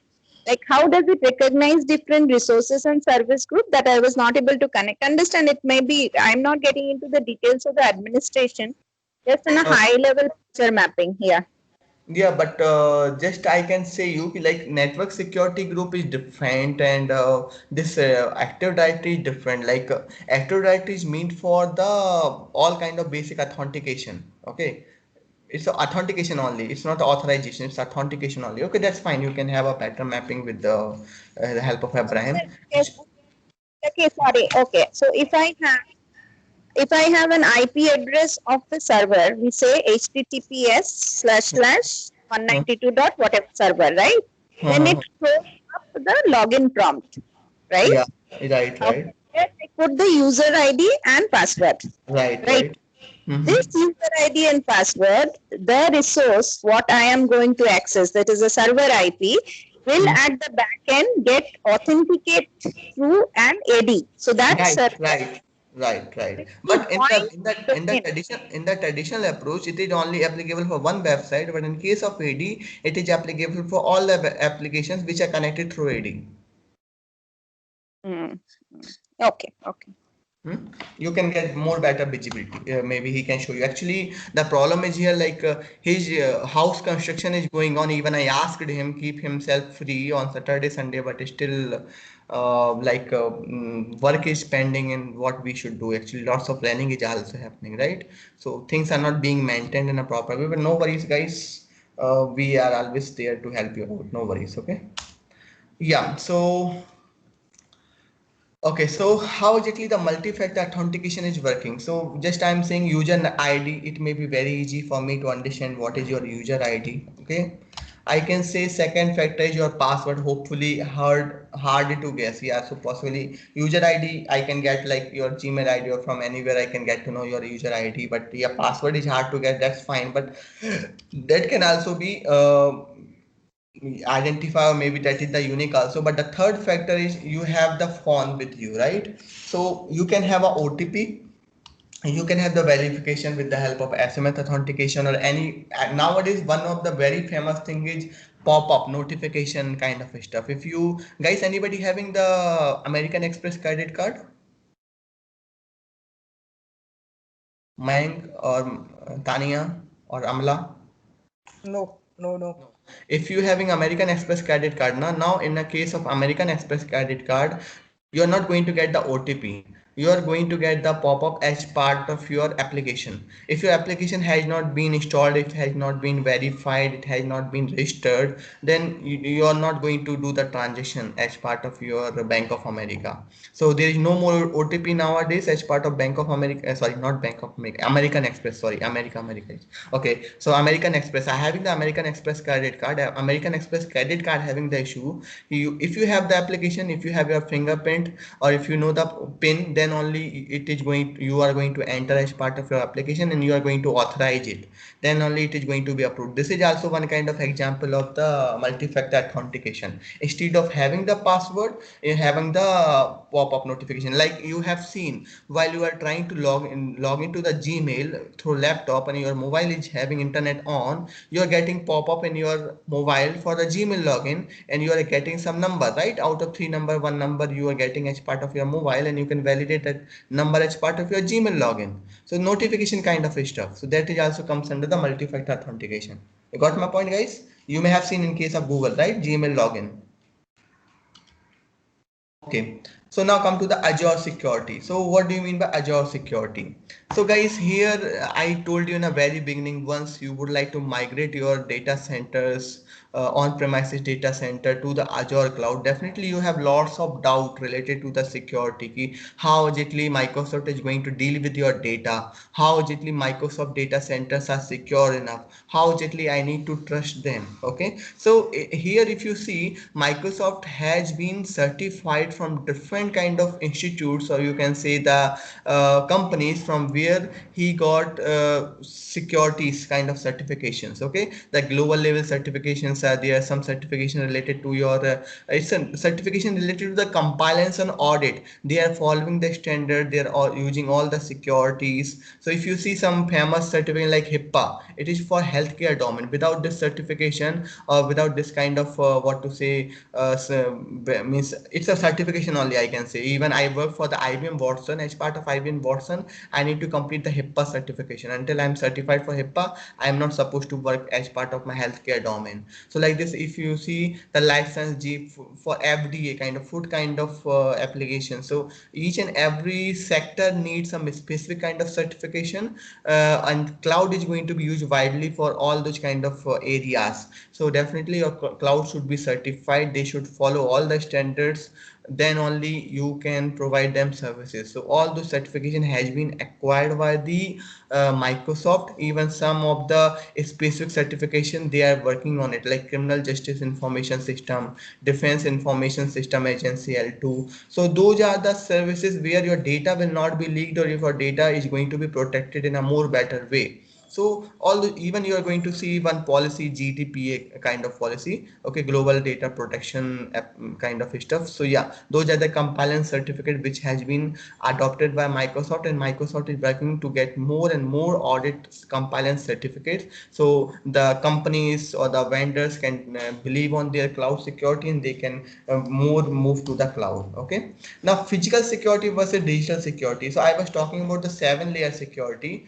So yeah, one more thing guys, you need to understand, security is not always the independent responsibility of the independent person. Like we have seen infrastructure as a service, cloud as a service, software as a service. In case of any of the service, just forget about the private network, okay, private cloud. But in case of any of the network, like it's a software as a service, or even it's a platform as a service, infrastructure as a service, security is always a shared model. Actually, it's not a what to say, independent responsibility. So I am saying you have taken the public cloud from the Microsoft, okay, but still the on-premise or whatever the configuration you have did from your end, the security endpoints need to be the endpoint need to be secured from your side only, right? Means Microsoft is doing all the security from their side, but if you're not implementing security from your side now, definitely it is not going to be secured enough. So it's one of the important question as part of certification. Security is always a individual responsibility or shared responsibility. So in most of cases, security is a shared responsibility. Okay, in case of private cloud, possibly everything is on premises and everything you are going to deal from your side. So that's why the security not much more depend on the Microsoft. But yeah, in case of rest of the cloud, the security is related to the shared only. You got my point, guys? Okay, so even it's a physical security, digital security, you will get to know how is it. Physical security, you can say it's a Microsoft headache, but the digital security, it's shared responsibility only. Okay, Azure Active Directory, AD, Active Directory is also known as the AD. Okay, MFA is multi-factor authentication. RBAC, so I was talking about it, right? Role based access control. Okay, what do you mean by role based access control? So I already told you guys ki suppose you would like to assign some particular roles to the particular users. So what is going to be happen? First of all, we are going to create the groups, like suppose developers is there, admin is there, okay, operations are there. So we are going to assign the role to each and every group. Based on that role only they are going to have the access. So this is known as the role based access control. Okay, layered approach. What is the layered approach? 7 layered approach I was talking about. So the one of the physical layer approach, identity and access layer approach, perimeter, that is known as the DDoS and firewall. So guys, first of all understand the physical. Physical means data center level kind of stuff. So yeah, they having the identity card who is supposed to enter into the data center. They should be enter as part of the data center. The door locks are there. This is the physical security as part of the data center. Identity and access. Identity and access like multi-factor authentication. We have seen Azure Active Directory is helping us for that. Okay. Perimeter means you are trying to measure the stuff. So you would like to filter the things, right? So the firewall is going to help you out for the port with verification for filtration purpose, for the application level security. DDoS is distributed denial of services for the dummy traffic control. Okay. Network security group, like we have seen, we have the network security group, we have the subnets, and some of the rules are defined inbound and outbound. By default, deny is there in case of in, it's a denial. In case of out, it's allow. So you may able to see such kind of default configurations are available.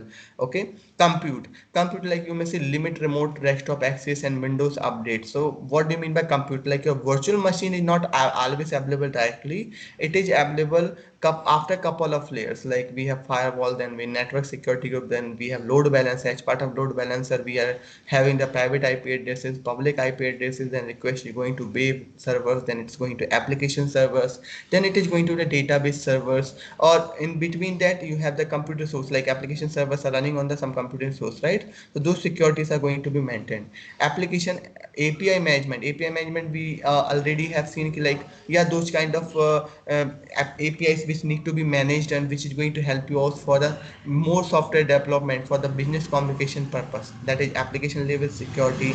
And data is going to be helped with the help of virtual network endpoint, like we have application gateways. We have also seen like we are trying to configure them with the help of like we have the express route. Also we have seen how exactly express route has been configured. The data is going to be stored in part of database server. So data, whenever we are talking about the data, it's related to the database only, it's not related to the thing, but the database is going to be secured with the help of virtual network endpoints only. Okay, means we are going to make them public or private, or we are going to make them default secure enough. So you will get to know about those points. Anybody having any doubt till this point of place? Any seven layer of securities? So where is antivirus mentioned here? Yeah. Hear me? Tanya, I'm not able to hear you. You can't. Where does Hello. Can you hear me now? Okay.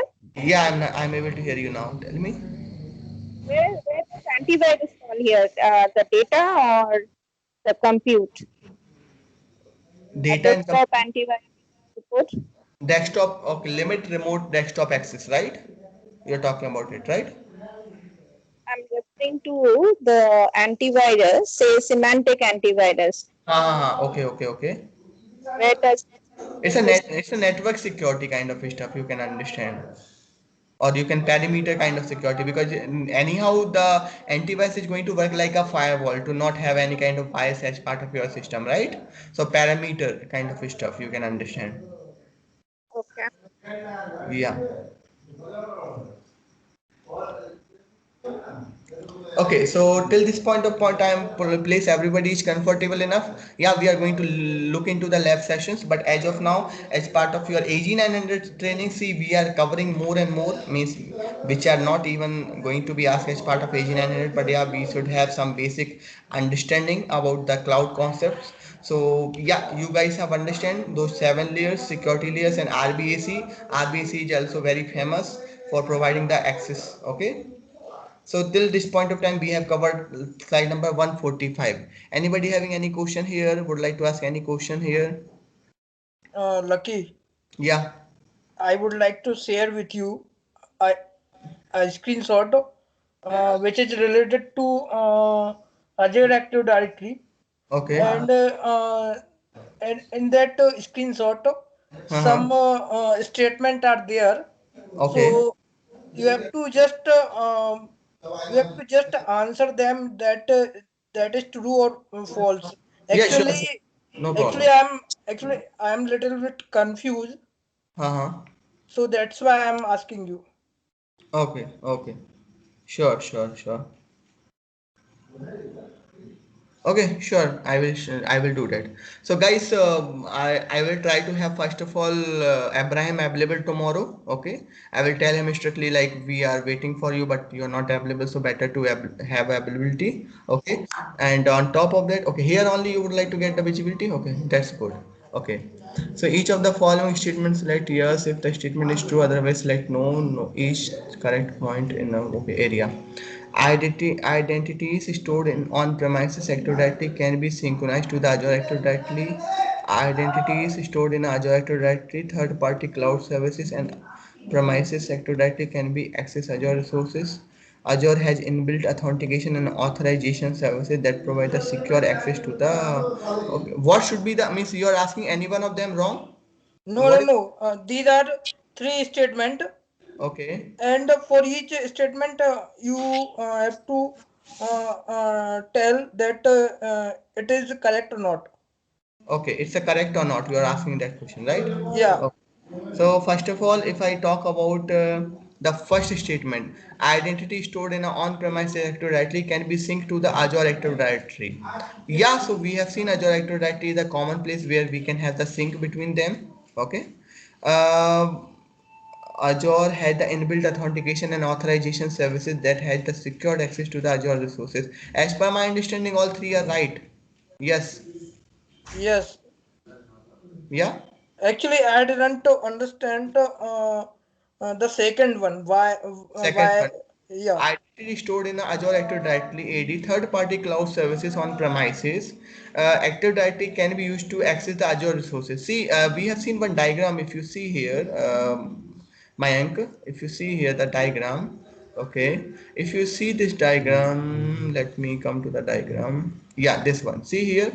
So as part of this diagram, if you see, we have the on-premises what to say the servers available where we have things installed, and we have this is cloud based things. It's a hybrid identity model if you see. So Azure Active Directory is the common place from where all the verification is going to be happen, right?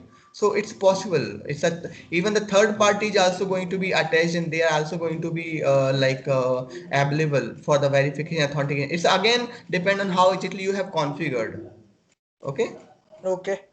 Yeah, it's all about a situation or scenario ki how it has been configured. But as of now, my understanding, the first one and the last one is 100% correct. And the third party cloud services are going to be available once they have the tie up with the Azure. Then only they are going to be available. Otherwise, they are not going to be available. Yeah. Okay. So in that case, in all of in Answers. all of the Yeah, yeah. stuffs can be connected, Can be and correct. yeah, and after that they will be access Azure results, right?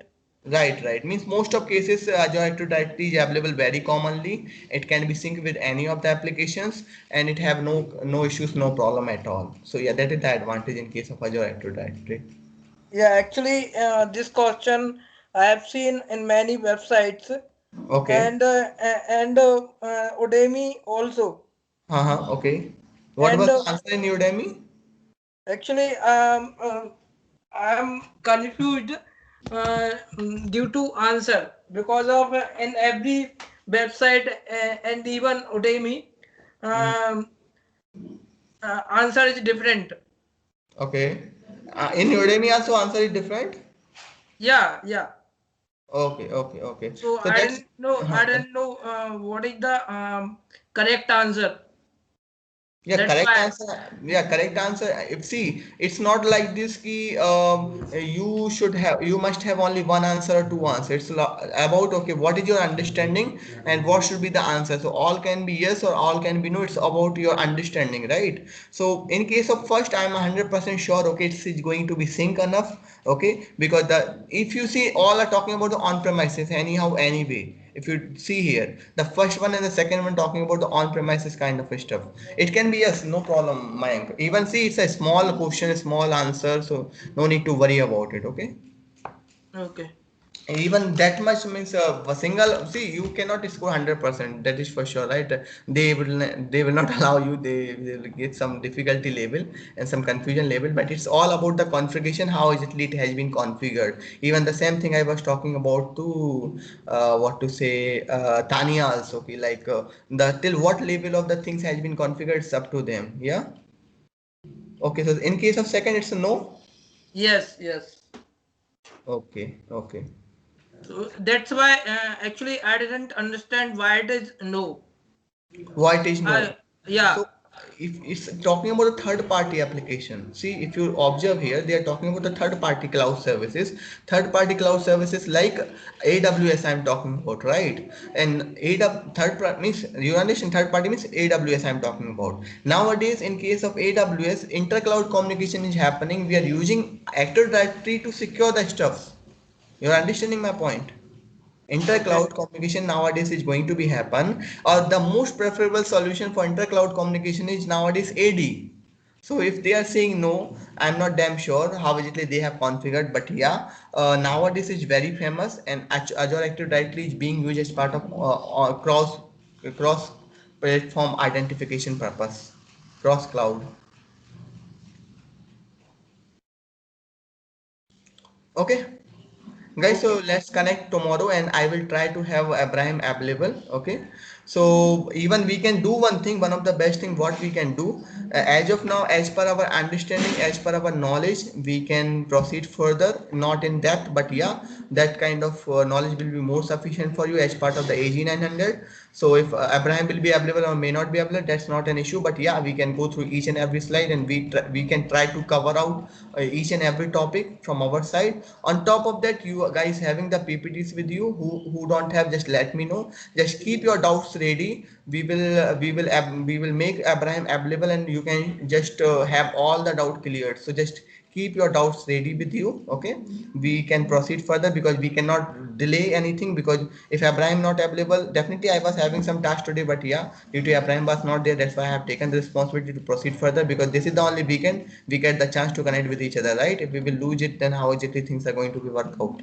So yeah, guys, you just keep ready with your doubts, just keep the some key points with you, and we will try to cover out our stuff first of all, and whatever doubts you having, we will have dedicated session of 2-3 hours, and we can try to identify each and everything, and we will try to have more and more practical implementation and visibility as part of our Azure portal.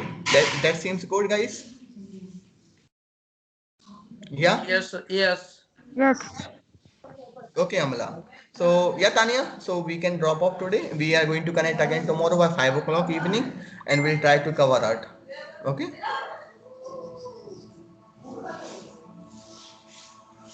Okay. Okay, guys. Thank. Yeah. Thanks everyone for joining today. Bye.